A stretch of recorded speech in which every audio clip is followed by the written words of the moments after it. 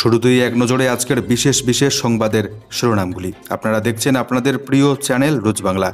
ঝড় বৃষ্টিতে বাংলায় মৃত 12, শোক প্রকাশ মুখ্যমন্ত্রী মমতা ব্যানার্জির। আজকে হলুদ সতর্কবার্তা জারি, প্রবল ঝোড়ো হাওয়া, কালবৈশাখী ঝড় বৃষ্টির সতর্কবার্তা আজকে। দেশের প্রত্যেক মহিলার ব্যাংক অ্যাকাউন্টে দেওয়া হবে 1 লক্ষ টাকা করে, ঘোষণা লোকসভা নির্বাচনের মাঝেই। অপরদিকে উদ্ধার প্রায় 35 কোটি টাকা নগদ, গ্রেপ্তার ঝাড়খণ্ডের মন্ত্রীর ব্যক্তিগত সচিব। অপরদিকে রাজ্যের সংখ্যালঘু মুসলিমদের ভোট চাই এবার বিজেপির, তাই রাম রাজ্যের প্রসঙ্গ তুলে সংখ্যালঘুদের বিশেষ বার্তা দিলেন শুভেন্দু অধিকারী। অপরদিকে ফের রাজ্যে আসছেন নরেন্দ্র মোদী, একই দিনে সভা করবেন 4 জায়গায়। 4র্থ দফার আগে জোর প্রচারে রাজ্যে পদ্ম শিবির। অপরদিকে বাবরি মসজিদের তালা রাম মন্দিরে ঝোলাবে কংগ্রেস, নির্বাচনী প্রচারে এসে দাবি প্রধানমন্ত্রী নরেন্দ্র মোদীর। জানালেন রাম মন্দিরে তালা ঝোলাতে চায় কংগ্রেস।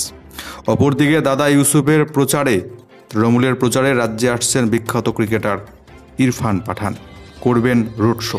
অপরদিকে যোগী রাজ্য উত্তরপ্রদেশে সংখ্যালঘুদের ভোট দানে চরম বাধা, রোদের মধ্যে পিটিয়ে মারা হচ্ছে সংখ্যালঘুদের, বিস্ফোরক দাবি মমতা ব্যানার্জির। এই প্রথমবার দেশের মুসলিমদের কাছে ভোট চাইলেন প্রধানমন্ত্রী নরেন্দ্র মোদী। জানালেন মুসলিম সমাজের প্রতি প্রধানমন্ত্রীর আবেদন, আপনারা বিজেপি কর্মীদের সঙ্গে মেলামেশা করুন, বিজেপির পার্টি অফিসগুলোতে আসুন, আপনাদের ভুল ধারণা মন থেকে সরান, বিজেপিকে ভোট দিন। অপরদিকে 26,000 চাকুরি হারাদের রায় সুপ্রিম কোর্টে, এখনই চাকুরি যাচ্ছে না 26,000 চাকুরি প্রার্থীর। সংক্ষিপ্ত রায়ে জানালো সুপ্রিম কোর্ট, পরিকল্পিত জালিয়াতি ধাপে ধাপে হয়েছে, সরকারি চাকরির ওপর মানুষের বিশ্বাস চলে যাবে, জানালেন সুপ্রিম কোর্টের প্রধান বিচারপতি। কেজরিওয়ালের জামিন নিয়ে রয়েছে একটি অত্যন্ত গুরুত্বপূর্ণ খবর। বিস্তারিত জানাচ্ছি প্রত্যেকটি খবর, জুড়ে থাকবেন শেষ পর্যন্ত। চ্যানেলটিতে নতুন এসে থাকলে খবরগুলো নিয়মিত দেখতে চাইলে চ্যানেলটিকে অবশ্যই সাবস্ক্রাইব করবেন, ভিডিওটিকে একটা লাইক করে দেবেন, আপনার গুরুত্বপূর্ণ মতামত কমেন্ট বক্সে জানাতে ভুলবেন না। তৃণমূলের হয়ে রাজ্যে প্রচারে আসছেন বিখ্যাত ক্রিকেটার ইরফান পাঠান। রোড শোতে দাদা ভাইয়ের যুগলবন্দি দেখবে রাজ্যবাসী। ইউসুফের সঙ্গে থাকছেন ইরফান পাঠান। বহরমপুর লোকসভা কেন্দ্রে এবার তৃণমূলের টিকিটে লোকসভার প্রার্থী হয়েছেন ইউসুফ পাঠান। তার হয়ে প্রচারে আসছেন রাজ্যে এবার ইরফান পাঠান। আগামী বৃহস্পতিবার ইরফানের কলকাতায় আসার কথা রয়েছে। তার পরের দিন তিনি বহরমপুর লোকসভা কেন্দ্রে 2টি রোড শো করবেন বলে তৃণমূল সূত্রে জানা যাচ্ছে। বেলডাঙ্গা এবং নওদাতে ইরফানের রোড শো করার কথা রয়েছে। সবকিছু ঠিকঠাক থাকলে ক্রিকেট জগতের পাঠান ব্রাদার্সকে একসঙ্গে দেখা যাবে ভোটের প্রচারে এবার রাজ্যে। তৃণমূলের ওই মেগা প্রচার বিরোধীদের বেশ খানিকটা চাপে ফেলবে বলে মনে করছে রাজনৈতিক মহলের একাংশ। রায় স্থগিত রাখল সুপ্রিম কোর্ট, জামিন পেলেন না অরবিন্দ কেজরিওয়াল। ইঙ্গিত ছিল জামিন মিলবে অরবিন্দ কেজরিওয়ালের, শেষ পর্যন্ত স্বস্তি মিলল না কেজরিওয়ালের। দিল্লির মুখ্যমন্ত্রী অরবিন্দ কেজরিওয়ালের অন্তর্বর্তী জামিন নিয়ে রায় স্থগিত রাখল অবশেষে সুপ্রিম কোর্ট। মঙ্গলবার বিচারপতি সঞ্জীব খান্না এবং বিচারপতি দীপঙ্কর দত্তের ডিভিশন বেঞ্চে ওই মামলার শুনানি ছিল। প্রথমে বেঞ্চ দুপুর 2টোয় রায় ঘোষণার কথা জানায়, কিন্তু শেষ পর্যন্ত বিচারপতিরা রায়দান দিন স্থগিত রাখেন। কেজরিওয়ালের আর্জির রায়দান নিয়ে স্পষ্ট করে কোনো দিনক্ষণ জানায়নি আদালত। তবে বিচারপতি খান্না বলেন, যদি আগামীকাল না হয় তবে আমরা বৃহস্পতিবার বিষয়টি নিয়ে সিদ্ধান্ত জানাতে পারি, তা না হলে পরের সপ্তাহে সিদ্ধান্ত জানানো হতে পারে। এসবের মধ্যেই মঙ্গলবার দিল্লির বিশেষ আদালত কেজরিওয়ালের জেল হেফাজতের মেয়াদ 20 মে পর্যন্ত বাড়িয়েছে। ফলে আপাতত জেলের কুঠুরিতেই থাকতে হচ্ছে বন্দী আম আদমি পার্টির নেতা অরবিন্দ কেজরিওয়ালকে। ভোট চলাকালে তিনি জেলের বাইরে বেরোতে পারেন কিনা তা নিয়ে সংশয় থেকেই গেল। লোকসভা নির্বাচনের মাঝে এই প্রথমবার দেশের মুসলিমদের কাছে ভোট চাইলেন দেশের প্রধানমন্ত্রী নরেন্দ্র মোদী। জানালেন বিজেপি কর্মীদের সঙ্গে মেলামেশা করুন, আপনারা বিজেপির পার্টি অফিসে আসুন, আপনাদের ভুল ধারণা মন থেকে সরিয়ে নিন, কেউ আপনাকে তাড়িয়ে দেবে না, আসুন বিজেপি পার্টি অফিসে। লোকসভা নির্বাচন চলাকালীন প্রথমবার সংখ্যালঘু মুসলিমদের কাছে সরাসরি ভোট চাইলেন প্রধানমন্ত্রী। এক সর্বভারতীয় সংবাদ মাধ্যমকে দেওয়া সাক্ষাৎকারে প্রধানমন্ত্রী মোদী এদিন জানিয়েছেন, প্রথমবার আমি মুসলিম সম্প্রদায়ের কাছে আর্জি জানাচ্ছি, আপনারা আত্মসমীক্ষা করুন, নিজেদের সন্তানদের ভবিষ্যতের কথা ভাবুন। 2024 সাধারণ নির্বাচনের 3 পর্বের ভোট মঙ্গলবারই মিটেছে। 3 পর্বে অর্ধেকের বেশি আসনে ভোট গ্রহণ ইতিমধ্যে হয়ে গিয়েছে। তৃতীয় পর্বের ভোটের ঠিক আগের দিন এক সর্বভারতীয় সংবাদ মাধ্যমকে দেওয়া সাক্ষাৎকারে প্রধানমন্ত্রী নরেন্দ্র মোদী জানালেন, আমি মুসলিম সমাজকে বলছি, শিক্ষিত মুসলিমদের বলছি, আপনারা ভাবুন, আত্মসমীক্ষা করুন, আপনারা এত পিছিয়ে কেন? এই দুর্দশার কারণ কংগ্রেস নয় তো? আপনারা যে ভাবেন আমরাই কুর্সিতে বসাই, আমরাই সরাই, এতে নিজের সন্তানের ক্ষতি করছেন না তো আপনারা? নরেন্দ্র মোদীর দাবি, আজ গোটা দুনিয়ার মুসলিমরা বদলে যাচ্ছে। আরব দুনিয়া দেশগুলিতেও এখন যোগ শিক্ষার প্রতি আগ্রহ বাড়ছে। আরবের বহু দেশে যোগ এখন পাঠ্যক্রমে পড়ানো হচ্ছে, অথচ আমাদের এখানে আমি যোগ শিক্ষার কথা বললে হিন্দু মুসলমান করা হয়। মুসলিম সমাজের প্রতি প্রধানমন্ত্রীর আবেদন, আপনারা বিজেপি কর্মীদের সঙ্গে মেলামেশা করুন, বিজেপির পার্টি অফিসগুলোতে আসুন, আপনাদের ভুল ধারণা মন থেকে সরিয়ে নিন, কেউ আপনাকে তাড়িয়ে দেবে না। দেশের অর্ধেক আসনে ভোট গ্রহণ হয়ে যাওয়ার পর প্রধানমন্ত্রীর এহেন মন্তব্য বেশ তাৎপর্যপূর্ণ। দ্বিতীয় দফার ভোটের আগে থেকেই মোদী মেরুকরণের মরিয়া চেষ্টা করেছে। সেই পর্বে মঙ্গলসূত্র, ভোট ব্যাংক, অনুপ্রবেশকারীর মতো শব্দ তার মুখে শোনা গিয়েছে। তাহলে চতুর্থ দফার পর কি ফের অবস্থান বদলাচ্ছেন প্রধানমন্ত্রী? উঠছে কিন্তু প্রশ্ন। নির্বাচনী প্রচারে রবিবার ফের রাজ্যে আসছেন প্রধানমন্ত্রী নরেন্দ্র মোদী। একই দিনে সভা করবেন 4টি জায়গায়। চতুর্থ দফার আগে প্রচারে জোর পদ্ম শিবিরের। ফের রাজ্যে ভোট প্রচারে আসছেন প্রধানমন্ত্রী। এখনও পর্যন্ত যা ঠিক হয়েছে তাতে আগামী রবিবার রাজ্যে আসছেন মোদী। ওই দিন পরপর 4টি সভা করবেন তিনি। এর মধ্যে 2টি সভা হবে হুগলি জেলায়, একটি হাওড়ায় এবং একটি উত্তর 24 পরগনায়। বিজেপি সূত্রে জানা যাচ্ছে, তৃতীয় দফা নির্বাচনের পর দেশের বড় অংশে ভোট মিটে যাচ্ছে। এবার বাংলার দিকে বিশেষভাবে নজর দিতে চাইছে বিজেপির শীর্ষ নেতৃত্ব। আগামী সোমবার দেশে চতুর্থ দফার নির্বাচন। ওই দিন বাংলার 8 কেন্দ্রেও রয়েছে নির্বাচন। তার আগে কেবল মোদী নয়, রাজ্যে আসছেন কেন্দ্রীয় স্বরাষ্ট্রমন্ত্রী অমিত শাহ। এখনও পর্যন্ত যা স্থির হয়েছে তাতে আগামী শুক্রবার রানাঘাট লোকসভা কেন্দ্রের অন্তর্গত মাঝদিয়া, বীরভূমের রামপুরহাট এবং ঘাটাল লোকসভা কেন্দ্রের অন্তর্গত আনন্দপুরে সভা করবেন কেন্দ্রীয় স্বরাষ্ট্রমন্ত্রী অমিত শাহ। দেশের মহিলাদের লাখপতি বানাবে কংগ্রেস, ঘোষণা কংগ্রেস নেতা রাহুল গান্ধীর। বছরে মিলবে মহিলাদের ব্যাঙ্ক অ্যাকাউন্টে টোটাল 1 লক্ষ টাকা করে। চলছে লোকসভা নির্বাচন। সরকার পক্ষ থেকে শুরু করে বিরোধী শিবির, প্রতিশ্রুতি দিতে কম যায় না কেউ। একদিকে যেখানে তৃতীয়বারের মতো ক্ষমতায় ফেরার টার্গেট বিজেপির, ঠিক তেমনি ইন্ডিয়া জোট গড়ে বিজেপিকে রুখে দেওয়ার চ্যালেঞ্জ নিয়েছে কংগ্রেস শিবির। মঙ্গলবার ঝাড়খণ্ডের চাইবাসাতে কংগ্রেস নেতা রাহুল গান্ধী জানালেন, যদি কংগ্রেস ক্ষমতায় আসে তবে কোটি কোটি মানুষকে, মহিলাকে লাখপতি বানাবে কংগ্রেস সরকার। সমাজের পিছিয়ে পড়া জাতির জন্য লড়াই করবে কংগ্রেস। এদিন রাহুল গান্ধী বলেন, প্রধানমন্ত্রী জল, জঙ্গল, জমিনকে শিল্পপতিদের হাতে বেচে দিয়েছেন, কারণ তিনি আদানি আম্বানিদের হয়ে কাজ করেন। তবে যদি কংগ্রেস কেন্দ্রে ক্ষমতায় আসে তবে ভারতের প্রত্যেকটি গরিব মহিলাকে বছরে 1 লক্ষ টাকা করে দেবে কংগ্রেস সরকার বলে জানিয়েছেন এদিন রাহুল গান্ধী। বাবরি মসজিদের তালা রাম মন্দিরে ঝোলাবে কংগ্রেস, জানালেন দেশের প্রধানমন্ত্রী নরেন্দ্র মোদী। কংগ্রেসের বিরুদ্ধে মুসলিম সংরক্ষণ এবং সম্পদ কেড়ে সংখ্যালঘুদের বণ্টনের পরিকল্পনার অভিযোগ তুলেছিলেন আগেই নরেন্দ্র মোদী। এবার লোকসভা ভোটের প্রচারে রাম মন্দির প্রসঙ্গে কংগ্রেসকে বেঁধলেন প্রধানমন্ত্রী। মধ্যপ্রদেশের ধার লোকসভা কেন্দ্রে বিজেপির সভায় তিনি জানাচ্ছেন, কংগ্রেসের লক্ষ্যই হল বাবরি মসজিদের খোলা তালা এনে রাম মন্দিরে ঝুলিয়ে দেওয়া। প্রসঙ্গত, সুপ্রিম কোর্টের 5 বিচারপতি সাংবিধানিক বেঞ্চ 2019 সালের 9 নভেম্বর ঐতিহাসিক অযোধ্যা মামলা রায় ঘোষণার পর অযোধ্যার সেই বিতর্কিত জমিতে নির্মিত হয় রাম মন্দির। চলতি বছরের 22 জানুয়ারি সেই মন্দিরের উদ্বোধন করেছেন প্রধানমন্ত্রী নরেন্দ্র মোদী স্বয়ং। রাজনৈতিক পর্যবেক্ষকদের একাংশের মতে রাম মন্দির আবেগ উস্কে দিতেই বাবরি মসজিদের প্রসঙ্গের অবতারণা করলেন এবার ভোট প্রচারে প্রধানমন্ত্রী নরেন্দ্র মোদী।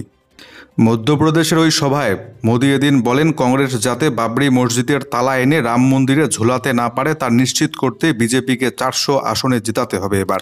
নরেন্দ্র মোদীর অভিযোগ, রাহুল গান্ধীর নেতৃত্বাধীন কংগ্রেস সুপ্রিম কোর্টের রায় পাল্টে রাম মন্দির বন্ধ করতে রাম মন্দিরে তালা ঝোলাতে চায়।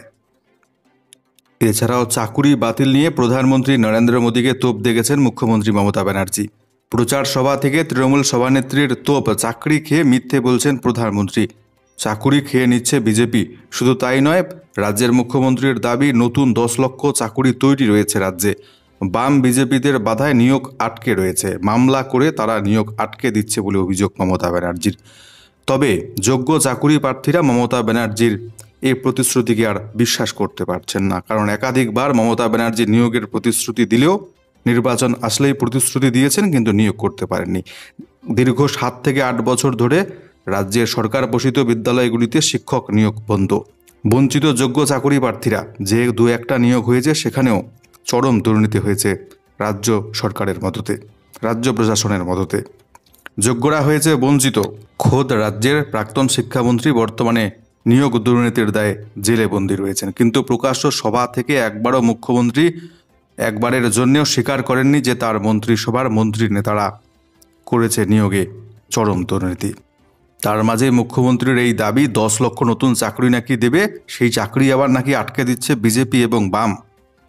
এ কথা কিন্তু বিশ্বাস করতে পারছে না রাজ্যের যোগ্য বঞ্চিত চাকরি প্রার্থীরা। বিজেপি শাসিত যোগী রাজ্য উত্তরপ্রদেশে সংখ্যালঘুদের ভোট দানে বাধা পিটিয়ে মারা হচ্ছে, বিস্ফোরক দাবি করলেন মমতা ব্যানার্জি। নির্বাচনী সভায় বিস্ফোরক তৃণমূল সুপ্রিমো মমতা বন্দ্যোপাধ্যায়। তার দাবি উত্তরপ্রদেশের সংখ্যালঘুদের ভোট দিতে বাধা দেওয়া হচ্ছে, পিটিয়ে মারা হচ্ছে সংখ্যালঘুদের। এরপরে মুখ্যমন্ত্রীর কটাক্ষ মডেল কোড অফ কন্ডাক্ট নয়, মোদি কন্ডাক্ট হয়ে গিয়েছে। নির্বাচন কমিশন কি কোনো ব্যবস্থা নেবে না, প্রশ্ন তুলেছেন বাংলার মুখ্যমন্ত্রী। জানাচ্ছেন পিটিয়ে মারা হচ্ছে সংখ্যালঘুদের উত্তরপ্রদেশে, বাধা দেওয়া হচ্ছে ভোটদানে সংখ্যালঘুদের। মঙ্গলবার পুরুলিয়ার পাড়ায় দলীয় প্রার্থী শান্তিরাম মাহাতোর সমর্থনে সভা ছিল মমতা ব্যানার্জির, সেখান থেকে বিস্ফোরক দাবিটি করেছেন তিনি। বললেন, এইমাত্র মেসেজ রিসিভ করলাম, উত্তরপ্রদেশের সংখ্যালঘুদের ভোট দিতে চরম বাধা দেওয়া হচ্ছে, পিটিয়ে মারা হচ্ছে রৌদ্রের মধ্যে। এরপরেই কমিশনকে তার প্রশ্ন, নির্বাচন কমিশন কি কোনো ব্যবস্থা নেবে? শেষে তার খোঁজা মডেল কোড অফ কন্ডাক্ট এখন মোদি কন্ডাক্ট হয়ে গিয়েছে দেশে। রাজ্যের সংখ্যালঘু মুসলিমদের ভোট চাই বিজেপির, তাই এবার রাম রাজ্যের প্রসঙ্গ তুলে সংখ্যালঘুদের বিশেষ বার্তা দিলেন বিরোধী দলনেতা শুভেন্দু অধিকারী। শুধুমাত্র হিন্দু ভোটের ওপর ভর করে যে রাজ্যের প্রত্যেকটি আসনে লড়াই করা যাবে না, সেটা ভালোভাবে স্পষ্ট বুঝে গিয়েছেন পোড় খাওয়া রাজনীতিবিদ শুভেন্দু অধিকারী। তাই বেশ কিছুদিন ধরেই সংখ্যালঘু সমাজকে দিচ্ছেন বিশেষ বার্তা বিরোধী দলনেতা। ফের তাকে ওই ভূমিকায় দেখা গেল সংখ্যালঘু অধ্যুষিত জঙ্গিপুর লোকসভা কেন্দ্রের ভোট প্রচারে।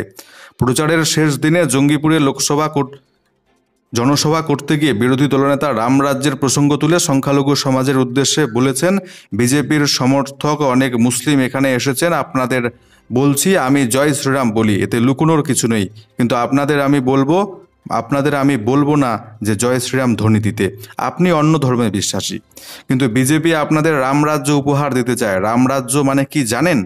রামরাজ্য মানে মাথায় ছাদ, পেটে ভাত আর হাতে কাজ। বিজেপি আপনাকে সুশাসন দিতে চায়, বিজেপি আপনার সুরক্ষা দিতে চায়, সুস্বাস্থ্য দিতে চায়। জঙ্গিপুর লোকসভা কেন্দ্রের নির্বাচনে গতবার বিজেপি প্রার্থী 24.5% ভোট পেয়ে দ্বিতীয় হয়েছিলেন, সেটা মাথায় রেখেই শুভেন্দু অধিকারী এবার সংখ্যালঘু সমাজকে দিলেন বিশেষ বার্তা।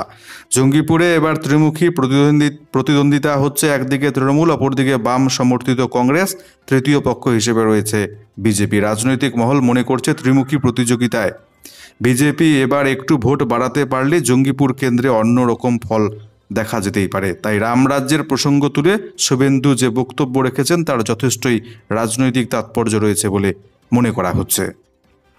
সংখ্যালঘুদের বলি, আমার জয় শ্রীরাম ভগবান। আপনার রাম রাজ্য মানে মাথায় ছাদ, হাতে কাজ, পেটে ভাত। আমরা এইটা দিতে চাই, সুশাসন, সুরক্ষা। আমরা দাঙ্গা মুক্ত ভারত করতে চাই, আমরা বিভাজনের রাজনীতি বন্ধ করতে চাই। নরেন্দ্র মোদী বলছেন, যত চোর আর ডাকাত ইন্ডি জোট গড়েছে পরিবারকে বাঁচানোর জন্য, নিজেদের পরিবারের হাতে ক্ষমতা রাখার জন্য। সেনাবাহিনীর বড় সাফল্য, সেনা অভিযানে খতম লস্করের শীর্ষ কমান্ডার সহ 3 জঙ্গি। বায়ুসেনার কনভয়ে জঙ্গি হামলার ঘটনায় উত্তপ্ত ভূস্বর্গ। রেশ কাটতে না কাটতে এবার জম্মু কাশ্মীরে কড়া হাতে জঙ্গি দমনে নামল সেনাবাহিনী। মঙ্গলবার কুলগামে সেনা জঙ্গির গুলির লড়াইতে খতম হলো এক লস্কর কমান্ডার সহ 3 জঙ্গি। জানা গিয়েছে লস্করের ওই শীর্ষ কমান্ডারের নাম বাসিত দার। উপত্যকায় একাধিক সন্ত্রাসের ঘটনায় সরাসরি অভিযুক্ত ছিল ওই জঙ্গি। গোটা এলাকা ঘিরে ফেলে জঙ্গিদের খোঁজে এখনও চলছে চরম তল্লাশি অভিযান। প্রসঙ্গত, দেশের বাকি রাজ্যগুলির পাশাপাশি গণতন্ত্রের উৎসব চলছে জম্মু এবং কাশ্মীরে। সেই নির্বাচন বানচাল করতে সব রকম মরিয়া চেষ্টা চালিয়ে যাচ্ছে জঙ্গিরা। গত 4 মে পুঞ্জের সুরানকোট এলাকায় বায়ুসেনার কনভয়ে হামলা চালায় জঙ্গিরা। সেই ঘটনায় শহীদ হন এক বায়ুসেনা জওয়ান, আহত হন আরও 4। ঝড় বৃষ্টিতে বাংলায় মৃত 12 শোকপ্রকাশ মুখ্যমন্ত্রী মমতা ব্যানার্জির আজকেও প্রত্যেকটি জেলাতেই কালবৈশাখী ঝোড়ো হওয়া, হালকা মাঝারি বৃষ্টিপাতের জারি সতর্কবার্তা। তীব্র তাপপ্রবাহ থেকে রেহাই দিয়ে বৃষ্টি স্বস্তি ফিরিয়েছে বাংলায়। সোমবার জেলায় জেলায় তুমুল ঝড় বৃষ্টিতে প্রাণ হারালেন মোট 12 জন। ঘটনায় শোকপ্রকাশ মুখ্যমন্ত্রী মমতা ব্যানার্জির এক্স হ্যান্ডেলে মুখ্যমন্ত্রী লিখেছেন, ঝড় বৃষ্টিতে পূর্ব বর্ধমানে 5 জন, পূর্ব মেদিনীপুর এবং পুরুলিয়াতে 4 জন প্রাণ হারিয়েছেন। নদিয়াতে ইটভাটার দেওয়াল ধসে 2 জনের মৃত্যু হয়েছে। দক্ষিণ 24 পরগনাতে উপড়ে পড়া গাছের তলায় চাপা পড়ে 1 জন মারা গিয়েছেন। বাংলায় 12 জন মৃতদের পরিবারের প্রতি গভীর সমবেদনা জানিয়েছেন মুখ্যমন্ত্রী। প্রশাসন যুদ্ধকালীন তৎপরতায় পরিস্থিতি মোকাবিলা করছে। অপরদিকে আজকে উত্তরবঙ্গের প্রত্যেকটি জেলাতে বিক্ষিপ্তভাবে 30 থেকে 40 কিমি বেগে প্রবল ঝোড়ো হাওয়া, কালবৈশাখী, হালকা মাঝারি বৃষ্টিপাতের সতর্কবার্তা। আজকে উত্তরবঙ্গের দার্জিলিং, জলপাইগুড়ি, কালিম্পং, আলিপুরদুয়ার, কোচবিহার, উত্তর এবং দক্ষিণ দিনাজপুর, মালদা প্রত্যেকটি জেলাতেই ঝোড়ো হাওয়া, কালবৈশাখী এবং হালকা মাঝারি বৃষ্টিপাতের জারি থাকছে সতর্কবার্তা। পরবর্তী 48 ঘন্টা জুড়ে উত্তরবঙ্গের প্রত্যেকটি জেলা জুড়ে একই রকম আবহাওয়া বিরাজ করবে বলে আবহাওয়া দপ্তর জানিয়েছে। অন্যদিকে দক্ষিণবঙ্গের জেলাগুলিতেও একই রকম পরিস্থিতি। প্রত্যেকটি জেলাতেই আজকে 30 থেকে 40 কিমি বেগে প্রবল ঝোড়ো হাওয়া, বজ্রপাত, কালবৈশাখীর সম্ভাবনা। প্রত্যেকটি জেলাতেই হালকা মাঝে বৃষ্টিপাত চলবে আজকে। শুক্রবার থেকে দক্ষিণবঙ্গের জেলাগুলিতে বৃষ্টিপাতের ব্যাপ্তি আরও বাড়বে এবং শুক্রবার নাগাদ দক্ষিণবঙ্গের বেশ কয়েকটি জেলার জন্য কমলা সতর্কবার্তাও জারি থাকছে। আবহাওয়া দপ্তর জানাচ্ছে, শুক্রবার উত্তর এবং দক্ষিণ 24 পরগনা, এছাড়াও বীরভূম, মুর্শিদাবাদ, নদিয়া জেলাতে প্রবল ঝোড়ো হাওয়া, 50 থেকে 60 কিমির অধিক ঝোড়ো হাওয়া, কালবৈশাখী সতর্কবার্তার জন্য শুক্রবার এই জেলাগুলিতে কমলা সতর্কবার্তা জারি করেছে আবহাওয়া দপ্তর। এখনই চাকুরি যাচ্ছে না 26,000 চাকুরি প্রার্থীর, সংক্ষিপ্ত রায়ে জানালো সুপ্রিম কোর্ট। পরিকল্পিত পুরো জালিয়াতি সরকারি চাকুরির ওপর থেকে মানুষের বিশ্বাস চলে যাবে, জানালেন প্রধান বিচারপতি। অযোগ্য প্রমাণে বেতন পুরোটাই দিতে হবে, সুদ সমেত ফেরত। সুপ্রিম রায়ে স্বস্তি মিললেও মুচলেকা দিতে হবে 26,000 চাকুরি হারাকে, জানালো সুপ্রিম কোর্টের প্রধান বিচারপতি। জানা গিয়েছে 25,753 জনের চাকুরি আপাতত বাতিল হচ্ছে না। আপাতত কাউকে বেতন ফেরত দিতে হবে না, তবে নিয়োগ অবৈধ প্রমাণিত হলে সুদ সমেত টাকা বেতন ফেরত দিতে হবে। হাইকোর্টের রায়ে চাকুরিহারাদের নিজেকে যোগ্য বলে মুচলেকা দিতে হবে। আদালতের মধ্যে যোগ্য অযোগ্য আলাদা করা জরুরি এবং সেটি সম্ভব হলে পুরো প্যানেল বাতিল করা অন্যায্য হবে। সিবিআই অবৈধ নিয়োগ নিয়ে তদন্ত চালিয়ে যাবে, তবে কড়া পদক্ষেপ করতে পারবে না। সুপার নিউমেরারি পদ তৈরি নিয়ে সিবিআই তদন্তে স্থগিতাদেশ বহাল থাকবে বলে জানালো সুপ্রিম কোর্ট। আগামী 16 জুলাই এই মামলার পরবর্তী শুনানি এবং চূড়ান্ত নির্দেশ। জানা যাচ্ছে এখনোই চাকুরি বাতিল হচ্ছে না 26,000 চাকুরি প্রার্থীর। আগামী 16 জুলাই ফের হবে শুনানি। মঙ্গলবার শুনানির শুরু থেকে রাজ্যের তরফে জানানো হয় যে এসএসসি নিয়োগ দুর্নীতি মামলায় প্যানেল বাতিল করার প্রয়োজন নেই, ন্যায্য অন্যায্য বিভাজন করা সম্ভব। সুপ্রিম কোর্টের প্রশ্ন ছিল কিভাবে আলাদা করা সম্ভব। কমিশন জানায় সিবিআই এর তথ্যের উপর নির্ভর করে ভরসা করে যোগ্য অযোগ্যদের তালিকা আলাদা করা সম্ভব। সার্ভার থেকে যেসব ওএমআর এর ডাটা মিলছে না সেগুলিও আলাদা করা যাবে, কিন্তু শুধুমাত্র কথার ভিত্তিতে কোনো রকম রায় দিতে চায় না শীর্ষ আদালত। আদালতের দাবি শর্ত ছাড়া কোনো রায় দেওয়া সম্ভব নয়। এরপরেই সুপ্রিম কোর্টের 3 বিচারপতির ডিভিশন বেঞ্চের তরফে সংক্ষিপ্ত রায় ঘোষণা করা হয়। শর্ট অর্ডার দেন প্রধান বিচারপতি। জানানো হয়েছে, যদি স্কুল সার্ভিস কমিশন যোগ্য অযোগ্য প্রার্থীদের বিভাজন আলাদা করতে পারে তাহলে পুরো প্যানেল বাতিল করার দরকার নেই। তবে হাইকোর্টের কিছু রায়ে অন্তর্বর্তী স্থগিতাদেশ দেওয়া হয়েছে। সুদসহ বেতন ফেরতের নির্দেশে আপাতত স্থগিতাদেশ দেওয়া হয়েছে। তবে যোগ্য অযোগ্য বিভাজনের পর যারা অযোগ্য হিসেবে বিবেচিত হবেন তাদের সুদ সমেত টাকা কিন্তু ফেরত দিতেই হবে। সেই হিসাবে চাকুরি প্রার্থীদের কিন্তু মুচলেকা জমা করতে হবে। এছাড়াও সুপ্রিম কোর্টের প্রধান বিচারপতি এদিন জানিয়েছেন, এটা একটা পরিকল্পিত জালিয়াতি হয়েছে, ধাপে ধাপে জালিয়াতি হয়েছে। সরকারি চাকুরির উপর থেকে মানুষের বিশ্বাসটাই চলে যাবে এভাবে। তিনি বলেন, সরকারি চাকুরি বর্তমানে খুবই দুষ্প্রাপ্য। সরকারি চাকুরিকে সামাজিক নিরাপত্তার আঙ্গিকে দেখা হয়। সেই নিয়োগ প্রক্রিয়ায় যদি এইভাবে কালিমালিপ্ত হয় তাহলে গোটা ব্যবস্থার আর অবশিষ্ট কি থাকে। এইসব দেখে তো সরকারি চাকুরির প্রতি আস্থাই চলে যাবে জনসাধারণের। এখনও সমাজের পিছিয়ে পড়া অংশের মানুষ সন্তানের সরকারি চাকুরি পাওয়ার অপেক্ষায় থাকেন। মানুষের আস্থা হারিয়ে গেল, সেটা ফেরাবেন কিভাবে, প্রশ্ন প্রধান বিচারপতির। তবে এসএসসি এদিন সুপ্রিম কোর্টে প্রথমবারের জন্য জানিয়েছে 26,000-এর মধ্যে 7,000 অবৈধ নিয়োগ হয়েছে। তারা প্রথম বিবেটা স্বীকার করলো এবং বাকি 19,000 যোগ্য প্রার্থী বলে দাবি করেছে এসএসসি সুপ্রিম কোর্টে। তবে তার সপক্ষে প্রমাণ দিতে হবে। এর পরবর্তী শুনানি রয়েছে 16 জুলাই।